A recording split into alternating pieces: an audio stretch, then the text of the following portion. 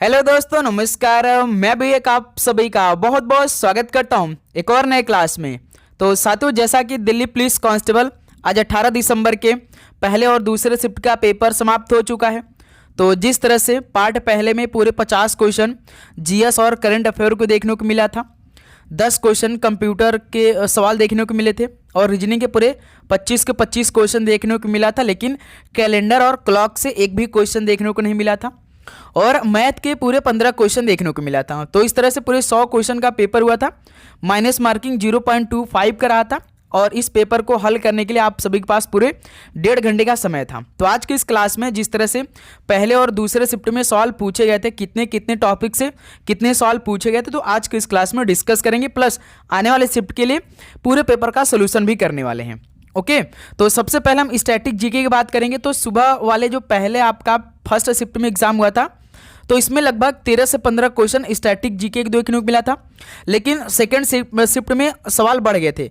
लगभग 20 से 25 क्वेश्चन देखने को मिला था सेकंड शिफ्ट में, और साइंस के लगभग 2 से 4 सवाल देखने को मिला था।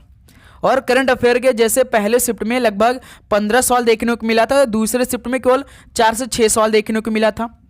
हिस्ट्री के लगभग 10 से 15 क्वेश्चन देखने को मिला था। इकोनॉमिक्स जियोग्राफी से लगभग 10 से 12 क्वेश्चन देखने को मिल रहा है। ठीक है, और हम कंप्यूटर से बात करेंगे तो यही 4 टॉपिक आपको पढ़ लेना है। MS Word, PowerPoint, MS Excel, shortcut की, प्लस आपका कंप्यूटर का विकास। ये 4 से 5 टॉपिक आपको पढ़ के जाना अपने पेपर में। रीजनिंग के आपको 2 टॉपिक छोड़ देना है, कैलेंडर और क्लॉक के, और सारे टॉपिक को पढ़ लेना है। वहीं सारे सवाल आपको मिल जाएंगे। चित्रित वाले सवाल आपको पढ़ लेना है। थोड़ा सा आप डाटाबेस वाले भी सवाल पढ़ लीजिएगा। एनालॉगी, नंबर सीरीज, सिलोलिज्म, ये तो सारे टॉपिक कॉमन जो आप पढ़ते आ रहे हैं, वहीं सारे सवाल आपके पेपर में देखने को मिल रहा है। पार्ट 4 जो मैथ में पूरे 15 क्वेश्चन मिले गए थे, अरिथमेटिक के सारे सवाल को आपको कंप्लीट करना अच्छी तरीके से। मेन आपका परसेंटेज है, प्रॉफिट लॉस है, SICI है। सारे टॉपिक को पढ़िएगा। 15 क्वेश्चन आप बिल्कुल इजी टू मॉडरेट पेपर देखने को मिल रहा है। और हम साथ ही जो करंट अफेयर की बात करें तो करंट अफेयर में आपको तो पेरिस पैरालंपिक और पेरिस ओलंपिक, ये सारे टॉपिक को पढ़ लेना है। खेल से सबसे अधिक सवाल देखने को मिल रहा है पेपर में। नियुक्ति से कुछ नए नए नियुक्ति आप पढ़ लीजिएगा। अवार्ड के कुछ नए सवाल पढ़िए, बेसिक पढ़िएगा, आपको मिल जाएंगे सारे सवाल। और शाम को हम करीबन आपके 7:05 पर पूरे पेपर का सोल्यूशन करवाने वाले हैं, जिसमें आपका साइंस होगा, स्टैटिक होगा, करंट होगा, हिस्ट्री होगा, इकोनॉमिक्स होगा, मैथ, रीजनिंग, कंप्यूटर, सारे सवाल को कवर करेंगे। ओके, तो जिनका एग्जाम 19, 20, 21, 22, 23, 24 दिसंबर को होने वाले हैं, इस पेपर को जरूर देखिएगा। तो चलिए आज के आधारित पर कुछ क्वेश्चन को डिस्कस करते हैं। तो देखिए, पहला प्रश्न, महात्मा फुले द्वारा लिखित और वर्ष 1873 में प्रकाशित जाति व्यवस्था की पहली आलोचनाओं में से एक कौन है? तो ध्यान दीजिएगा, गुलामगिरी, जो कि महात्मा फुले द्वारा लिखित और वर्ष 1873 में प्रकाशित जाति व्यवस्था की पहली आलोचनाओं में से एक है। तो पहले का बी ऑप्शन राइट आंसर हो जाएंगे। नेक्स्ट अगला सवाल को देखेंगे। क्वेश्चन नंबर 2, निम्नलिखित में से कौन सा नृत्य असम के मठों में विकसित हुआ था? इनमें से कौन सा नृत्य असम के मठों में विकसित हुआ था? तो सत्रिया नृत्य, ऑप्शन सी राइट आंसर हो जाएंगे। नेक्स्ट अगला सवाल को चेक करते हैं। क्वेश्चन नंबर 3, बादामी या वातापी चालुक्य मूलतः किस शक्ति के अधीन थे? बादामी या वातापी चालुक्य मूलतः ये किस शक्ति के अधीन थे? तो कदंब के थे। डी ऑप्शन राइट आंसर हो जाएंगे। चलिए अगला सवाल को देखिएगा। क्वेश्चन नंबर 4, निम्नलिखित में से कौन 2014 में भारत सरकार द्वारा शुरू किए गए नमामि गंगे कार्यक्रम के मुख्य स्तंभों में से एक है नहीं है? ये महत्वपूर्ण सवाल है। तो 2014 में भारत सरकार द्वारा शुरू किए गए नमामि गंगे कार्यक्रम के मुख्य स्तंभों में से एक नहीं है। तो इनमें भाई नदी संपर्क का विकास ये नहीं था। ऑप्शन इस सवाल का राइट आंसर हो जाएंगे। अगला सवाल कॉल करिएगा। क्वेश्चन नंबर 5, मोहम्मद यूनुस ने 1983 में निम्नलिखित में से कौन सा बैंक स्थापित किया? मोहम्मद यूनुस ने 1983 में किस बैंक को स्थापित किया था? तो ग्रामीण बैंक की स्थापना की थी। बी ऑप्शन राइट आंसर हो जाएंगे। अगला सवाल को देखेंगे। तो साथियों, आपको अपने पेपर से पहले इस PDF को आपको पढ़ना है, एक बार जरूर पढ़ना है पेपर से पहले, क्योंकि सारे क्वेश्चन आपको इसी PDF मिल जाएंगे। जो जीके जीएस करंट अफेयर के पूरे 50 क्वेश्चन देखने को मिला है, इसी PDF मिल जाएंगे। प्लस इसके अलावा हम आपको साइंस का भी PDF प्रोवाइड कर देंगे इसी के साथ में। रीजनिंग तो है, पूरे 25 के 25 क्वेश्चन आपको इसी PDF मिल जाएंगे।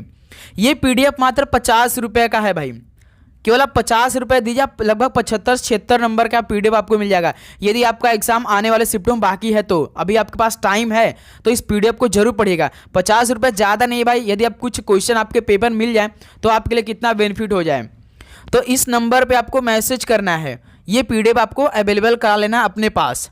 ओके, तो जरूर साथ ही इस पीडीएफ को आप पढ़िए एक बार। तो देखिए, भारत सरकार द्वारा स्वर्ण जयंती ग्राम स्वरोजगार कब शुरू की गई? भारत सरकार द्वारा स्वर्ण जयंती ग्राम स्वरोजगार कब शुरू की गई थी? तो 1999 में। डी ऑप्शन राइट आंसर हो जाएंगे। अगला सवाल देखेंगे, क्वेश्चन नंबर 7। रॉबर्ट ब्राउन ने किस वर्ष बिलियन में कोलाइडल कणों की टेढ़ी मेढ़ी गति देखी थी? रॉबर्ट ब्राउन ने किस वर्ष बिलियन में कोलाइडल कणों की टेढ़ी मेढ़ी गति देखी थी? तो 1827 में देखी थी। डी ऑप्शन बिल्कुल राइट आंसर हो जाएंगे। नेक्स्ट अगला सवाल को देखिए, क्वेश्चन नंबर 8। 2023 में भारत में आयोजित होने वाले G20 शिखर सम्मेलन के मुख्य समन्वय कौन थे? 2023 में भारत में आयोजित होने वाले G20 शिखर सम्मेलन के मुख्य समन्वय कौन थे? तो इस टाइम हर्षवर्धन श्रृंगला थे। बी ऑप्शन राइट आंसर हो जाएंगे। अगला सवाल को देखिएगा, क्वेश्चन नंबर 9 को। निम्नलिखित में से कौन सा तार वाद्य यंत्र नहीं है? तो इनमें से कौन सा तार वाद्य यंत्र नहीं है? तो बांसुरी नहीं है। ऑप्शन सी राइट आंसर हो जाएंगे। अगला सवाल को चेक करेंगे, क्वेश्चन नंबर 10। पॉलिटी के लगभग 10 क्वेश्चन पूछे जा रहे हैं, ध्यान दीजिएगा। भारतीय संविधान के निम्नलिखित में से किस भाग को भारत का मैग्ना कार्टा कहा जाता है? भारतीय संविधान के किस भाग को भारत का मैग्ना कार्टा कहा जाता है? तो भाग तीसरे को भारत का मैग्ना कार्टा कहा जाता है। बी ऑप्शन राइट आंसर हो जाएंगे। अगला सवाल को चेक करेंगे, क्वेश्चन नंबर 11। नेहरू पर्वतारोहण संस्थान ये कहाँ पर स्थित है? नेहरू पर्वतारोहण संस्थान ये उत्तराखंड में स्थित है। ऑप्शन सी राइट आंसर हो जाएंगे। अगला सवाल को देखते हैं, क्वेश्चन नंबर 12। बेसर शैली किस दो स्थापत्य शैलियों का सम्मिलन है? बेसर शैली किस दो स्थापत्य शैलियों का सम्मिलन है? तो ये द्रविड़ और नागर शैलियों का मिश्रण है। ऑप्शन सी राइट आंसर हो जाएंगे। और साथियों, आगे बढ़ने से पहले आप लोग अपना एग्जाम डेट भी कमेंट सेक्शन में बता दीजिएगा, क्योंकि लगातार जो आपका पेपर होगा, जो डेली का आपका 3 शिफ्ट होगा, उसके आधारित पर आपके पूरे पेपर का सोल्यूशन करवाना है आने वाले शिफ्टों के लिए। तो इसलिए आप चैनल को सब्सक्राइब करने के बाद नोटिफिकेशन को भी ऑन कर लीजिएगा। ओके, पॉक्सो अधिनियम के अंतर्गत किसी मामले के न्यायिक निपटान की अधिकतम समय सीमा क्या है? पॉक्सो अधिनियम के अंतर्गत किसी मामले के न्यायिक निपटान की अधिकतम समय सीमा क्या है? तो 1 वर्ष है। डी ऑप्शन राइट आंसर हो जाएंगे। अगला सवाल को देखिएगा, क्वेश्चन नंबर 14। भारत की 2011 की जनगणना के अनुसार निम्नलिखित में से किस राज्य की जनसंख्या भारत में सबसे कम है? भारत की 2011 की जनगणना के अनुसार किस राज्य की जनसंख्या भारत में सबसे कम है? तो ऑप्शन के हिसाब से आपको जवाब देना है। तो पंजाब राज्य की। ऑप्शन सी राइट आंसर हो जाएंगे।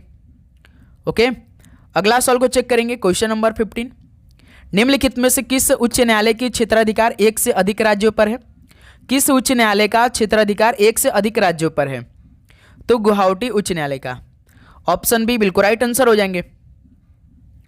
नेक्स्ट अगला सवाल को देखेंगे, क्वेश्चन नंबर 16। निम्नलिखित में से कौन सा मुख्य रूप से नदी क्रिया द्वारा निर्मित अपरदनात्मक भू आकृति है? कौन सा मुख्य रूप से नदी क्रिया द्वारा निर्मित अपरदनात्मक भू आकृति है? तो गॉर्ज है, उसे क्या बोलते हैं? Gorge. Option C right answer हो जाएंगे। ओके, चलिए क्वेश्चन नंबर 17 को चेक करते हैं। वह बंदरगाह जिसका स्वामित्व निजी क्षेत्र की अडानी समूह के पास है, वह कौन सा है? वह बंदरगाह जिसका स्वामित्व निजी क्षेत्र की अडानी समूह के पास है, वह कौन सा है? तो मुद्रा बंदरगाह, जो कि गुजरात राज्य में स्थित है। डी ऑप्शन राइट आंसर हो जाएंगे। नेक्स्ट अगला सवाल को देखते हैं, क्वेश्चन नंबर 18। रायचूर के युद्ध में कृष्णदेव राय को पराजित करने वाला प्रमुख सेनापति कौन था? रायचूर के युद्ध में कृष्णदेव राय को पराजित करने वाला प्रमुख सेनापति कौन था? तो बीजापुर के आदिल शाह थे। डी ऑप्शन इस सवाल का राइट आंसर हो जाएंगे। अगला सवाल कॉल करेंगे, क्वेश्चन नंबर 19। कौन सी सूची में केंद्र और राज्य दोनों एक ही विषय पर कानून बना सकते हैं? कौन सी सूची में केंद्र और राज्य दोनों एक ही विषय पर कानून बना सकते हैं? तो समवर्ती सूची में। ऑप्शन सी बिल्कुल राइट आंसर हो जाएंगे। ओके, चलिए अगला सवाल को चेक करेंगे। The God of small things के लेखक कौन है? The God of small things के लेखक कौन है? तो अरुंधति राय हैं। ऑप्शन सी बिल्कुल राइट आंसर हो जाएंगे। अगला सवाल को देखेंगे, क्वेश्चन नंबर 21। समुद्र तल पर पानी का क्वथनांक कितनी डिग्री फ़ारेनहाइट होता है? समुद्र तल पर पानी का क्वथनांक 212 डिग्री फ़ारेनहाइट पर है। ऑप्शन सी राइट आंसर हो जाएंगे। अगला सवाल को देखेंगे, क्वेश्चन नंबर 22। 26 जून 2025 को टाइटन्स अंतरिक्ष मिशन के लिए प्रथम भारतीय अंतरिक्ष यात्री के रूप में किसे घोषित किया गया था? 26 जून 2025 को टाइटन्स अंतरिक्ष मिशन के लिए पहले भारतीय अंतरिक्ष यात्री के रूप में किसे घोषित किया गया था? तो जानवी डांगेटी को किया गया था। ओके, ऑप्शन सी सवाल का राइट आंसर हो जाएंगे। अगला सवाल को देखेंगे, क्वेश्चन नंबर 23। कौन सी शास्त्रीय नृत्य शैली मुद्राओं यानी हस्तचालन और भाव भंगिमा यानी अभिनय के माध्यम से कथावाचन करती है? कौन सी शास्त्रीय नृत्य शैली मुद्राओं और भाव भंगिमा के माध्यम से कथावाचन करती है? तो भरतनाट्यम करती है। डी ऑप्शन राइट आंसर हो जाएंगे। अगला सवाल को चेक करेंगे, क्वेश्चन नंबर 24। 86वीं सीनियर राष्ट्रीय टेबल टेनिस चैंपियनशिप 2025 कहाँ आयोजित की गई थी? तो 86वीं सीनियर राष्ट्रीय टेबल टेनिस चैंपियनशिप 2025 कहाँ पर आयोजित की गई थी? तो सूरत, गुजरात में आयोजित की गई थी। बी ऑप्शन राइट आंसर हो जाएंगे। अगला सवाल को देखेंगे, क्वेश्चन नंबर 25 को। हॉकी मैदान की मानक चौड़ाई कितने मीटर की होती है? ये इंपॉर्टेंट सवाल है। हॉकी मैदान की मानक चौड़ाई मीटर में कितनी होती है? तो 55 मीटर की। ऑप्शन सी राइट आंसर हो जाएंगे। अगला सवाल को देखेंगे, क्वेश्चन नंबर 26। हीराकुंड बांध के लिए मुख्य जल स्रोत कौन सी नदी है? हीराकुंड बांध के लिए मुख्य जल स्रोत कौन सी नदी है? तो तडोबा अंधारी राष्ट्रीय उद्यान है। ऑप्शन ए बिल्कुल राइट आंसर हो जाएंगे। अगला सवाल को देखेंगे, क्वेश्चन नंबर 27। वह मुगल शासक कौन था जिसने फारसी कला और साहित्य को विशेष संरक्षण प्रदान किया? वह मुगल शासक कौन था जिसने फारसी कला और साहित्य को विशेष संरक्षण प्रदान किया था? तो हुमायूं था। ऑप्शन ए इस सवाल का राइट आंसर हो जाएंगे। चलिए अगला सवाल को देखिए, क्वेश्चन नंबर 28। भारतीय संविधान में राज्य के नीति निर्देशक सिद्धांतों यानी डीपीएसपी की अवधारणा किस देश के संविधान से उधार ली गई है? तो ये अनुच्छेद 36 से 51 के बीच में है। पार्ट चौथे में शामिल है जिसे आप डीपीएसपी के नाम से जानते हैं, जो कि आयरलैंड देश के संविधान से अपनाया गया है। तो इस सवाल के ऑप्शन ए राइट आंसर हो जाएंगे। क्वेश्चन नंबर 29 को चेक करेंगे। 72वीं सीनियर राष्ट्रीय वॉलीबॉल चैंपियनशिप 2024 कहाँ आयोजित की गई? 72वीं सीनियर राष्ट्रीय वॉलीबॉल चैंपियनशिप 2024 कहाँ आयोजित की गई थी? तो गुवाहाटी, असम में की गई थी। ऑप्शन सी बिल्कुल राइट आंसर हो जाएंगे। और साथियों, दिल्ली पुलिस कांस्टेबल के लिए एक अलग से प्लेलिस्ट हमने बना रखा है। उस प्लेलिस्ट के सारे क्लास को आपको काफ़ी अच्छी तरीके से देखना है। ओके, भारत में सबसे कम जनसंख्या किस राज्य की है? तो सबसे कम जनसंख्या किस राज्य की भारत में? तो सिक्किम की है। ऑप्शन सी राइट आंसर हो जाएंगे। अगला सवाल को देखेंगे, क्वेश्चन नंबर 31। 2011 की जनगणना के अनुसार किस भारतीय राज्य या संघ राज्य क्षेत्र में कोई अनुसूचित जनजाति नहीं है? 2011 की जनगणना के अनुसार किस भारतीय राज्य या संघ राज्य क्षेत्र में कोई अनुसूचित जनजाति नहीं है? तो पुदुचेरी राज्य में। ऑप्शन सी राइट आंसर हो जाएंगे। अगला सवाल को देखेंगे, क्वेश्चन नंबर 32 देखेंगे। वह मुगल सम्राट कौन था जिसकी आत्मकथा तुजू की जहांगीरी के रूप में प्रसिद्ध है? वह मुगल सम्राट कौन था जिसकी आत्मकथा तुजू की जहांगीरी के रूप में प्रसिद्ध है? तो जहांगीर की है। ऑप्शन ए राइट आंसर हो जाएंगे। अगला सवाल को देखेंगे, क्वेश्चन नंबर 33। मार्च 1906 में बरिंदर कुमार घोष, अविनाश भट्टाचार्य और भूपेंद्र नाथ दत्त किस आंदोलन से जुड़े थे? मार्च 1906 में बरिंदर कुमार घोष, अविनाश भट्टाचार्य और भूपेंद्र नाथ दत्त किस आंदोलन से जुड़े थे? तो स्वदेशी आंदोलन से जुड़े थे। ऑप्शन ए सवाल का राइट आंसर हो जाएंगे। ओके, चलिए क्वेश्चन नंबर 34 को देखिए। पृथ्वी के चुंबकीय क्षेत्र में गड़बड़ी के लिए कौन सी सौर घटना जिम्मेदार है? पृथ्वी के चुंबकीय क्षेत्र में गड़बड़ी के लिए कौन सी सौर घटना जिम्मेदार है? तो सौर ज्वालाएं ये जिम्मेदार हैं। बी ऑप्शन राइट आंसर हो जाएंगे। अगला सवाल को देखेंगे, क्वेश्चन नंबर 35। उड़ीसी शास्त्रीय नृत्य भारत के किस राज्य में उत्पन्न हुआ? तो उड़ीसी शास्त्रीय नृत्य भारत के किस राज्य में उत्पन्न होंगे? भाई उड़ीसा राज्य में। तो इस सवाल का बी ऑप्शन राइट आंसर हो जाएंगे। क्वेश्चन नंबर 36 को देखिए। भारत में संघवाद की व्यवस्था किस प्रकार की शक्ति विभाजन प्रणाली पर आधारित है? भारत में संघवाद की व्यवस्था किस प्रकार की शक्ति विभाजन प्रणाली पर आधारित है? तो केंद्र और राज्य हैं। ऑप्शन इस सवाल का राइट आंसर हो जाएंगे। अगला सवाल कॉल करेंगे क्वेश्चन नंबर 37 को।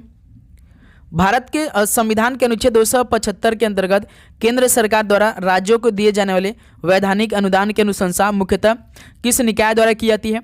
संविधान के अनुच्छेद 275 के अंतर्गत केंद्र सरकार द्वारा राज्यों को दिए जाने वाले वैधानिक अनुदान की अनुशंसा मुख्यतः किस निकाय द्वारा की जाती है? तो वित्त आयोग के द्वारा। बी ऑप्शन बिल्कुल राइट आंसर हो जाएंगे। अगला सवाल को देखेंगे क्वेश्चन नंबर 38। निम्नलिखित में से किस लेखक को साहित्य में नोबेल पुरस्कार नहीं मिला? किस लेखक को साहित्य में नोबेल पुरस्कार नहीं मिला है?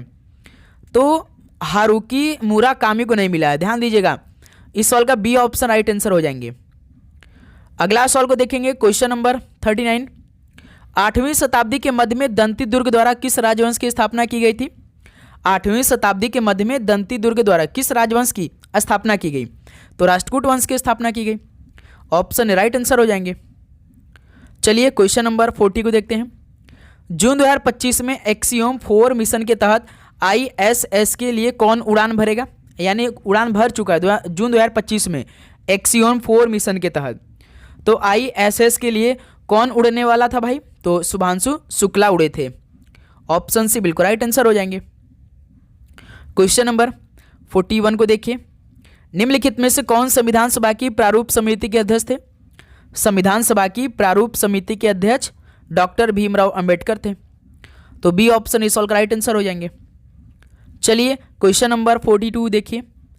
भारतीय संविधान का कौन सा अनुच्छेद भारत का मैग्ना कार्टा के रूप में जाना जाता है और नागरिकों को मौलिक अधिकारों की गारंटी देता है? भारतीय संविधान का कौन सा भारत का मैग्ना कार्टा के रूप में जाना जाता है और नागरिकों को मौलिक अधिकारों की गारंटी भी देता है? तो भाग तीसरा देता है। ऑप्शन सी राइट आंसर हो जाएंगे। ओके, चलिए क्वेश्चन नंबर 43 को देखिए। खेल के दौरान एक टीम के कितने खिलाड़ियों को बास्केटबॉल कोर्ट पर खेलने की अनुमति है?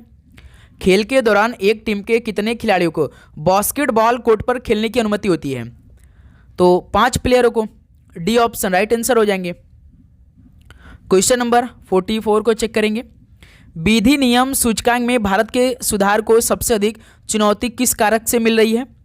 विधि नियम सूचकांक में भारत के सुधार को सबसे अधिक चुनौती किस कारक से मिल रही है? तो धीमी न्यायिक कार्यवाही से सबसे अधिक मिल रही है। ऑप्शन राइट आंसर हो जाएंगे। अगला सवाल को चेक करेंगे क्वेश्चन नंबर 45 को। कर्नाटक संगीत में सामान्यतः प्रयोग होने वाला वाद्य यंत्र कौन सा है? कर्नाटक संगीत में सामान्यतः प्रयोग होने वाला वाद्य यंत्र कौन सा है? तो मृदंगम है। बी ऑप्शन राइट आंसर हो जाएंगे। अगला सवाल को देखेंगे क्वेश्चन नंबर 46। सौर मंडल में किस ग्रह का दिन सबसे लंबा होता है? सौर मंडल में किस ग्रह का दिन सबसे लंबा होता है? तो शुक्र का होता है सबसे दिन लंबा भाई। ऑप्शन राइट आंसर हो जाएंगे। क्वेश्चन नंबर 47 को चेक करेंगे। कौन सी नृत्य शैली अपनी आध्यात्मिक भक्ति और वैष्णव आंदोलन से जुड़ाव के लिए प्रसिद्ध है? इनमें से कौन सी नृत्य शैली अपनी आध्यात्मिक भक्ति और वैष्णव आंदोलन से जुड़ाव के लिए प्रसिद्ध है? तो सत्रिया है, जो कि असम से संबंधित है। डी ऑप्शन राइट आंसर हो जाएंगे। अगला सवाल को देखेंगे। खेलो इंडिया यूथ गेम्स 2024 कहाँ आयोजित किया गया? खेलो इंडिया यूथ गेम्स 2024 कहाँ पर आयोजित किया गया? तो तमिलनाडु राज्य में। बी ऑप्शन राइट आंसर हो जाएंगे। क्वेश्चन नंबर 49 को देखेंगे। निम्नलिखित में से कौन सा पर्व नागालैंड की जनजातीय समुदाय द्वारा मनाया जाता है? पारंपरिक नृत्य एवं संगीत का प्रदर्शन करता है। कौन सा पर्व नागालैंड की जनजातीय समुदाय द्वारा मनाया जाता है और पारंपरिक नृत्य एवं संगीत का प्रदर्शन करता है? तो हॉर्नबिल महोत्सव है, जो कि 1 दिसंबर को शुरू होता है और 10 दिसंबर को समाप्त होता है। इसे 10 दिनों का त्यौहार भी बोलते हैं, त्योहारों का त्यौहार भी बोलते हैं। बी ऑप्शन बिल्कुल राइट आंसर हो जाएंगे। चलिए लास्ट क्वेश्चन देखेंगे किस तरह के सवाल पूछे गए थे। कर्नाटक में स्थित जोग जलप्रपात किस नदी पर बना है? कर्नाटक में स्थित जोग जलप्रपात ये तो शरावती नदी बना है। ऑप्शन सी राइट आंसर हो जाएंगे। तो साथियों देखिए, ये सवाल आपके पूरे आज पहले और दूसरे शिफ्टों के आधारित पर जैसे जैसे सवाल पूछे गए थे। रियल क्वेश्चन तो नहीं करा सकते, मैं एसएससी मना गया है, लेकिन जो शाम को आपको पूरा पेपर कराएंगे हम लोग शाम को 7:05 पे, उस पेपर को आपको कंप्लीट करना है। पूरे पेपर का सोल्यूशन करें, उसमें आपका कंप्यूटर होगा, स्टैटी होगा, साइंस होगा, करंट होगा, प्लस रीजनिंग होंगे, कुछ मैथ के सॉल्व टॉपिक हम बताएंगे आपको। ओके मेरे दोस्त, तो आप शाम को 7:05 पे आप जरूर मिलेंगे। तो डेली क्लास इसी तरह आएगी जब तक कि आपका पेपर समाप्त तो नहीं होता दिल्ली पुलिस कांस्टेबल का।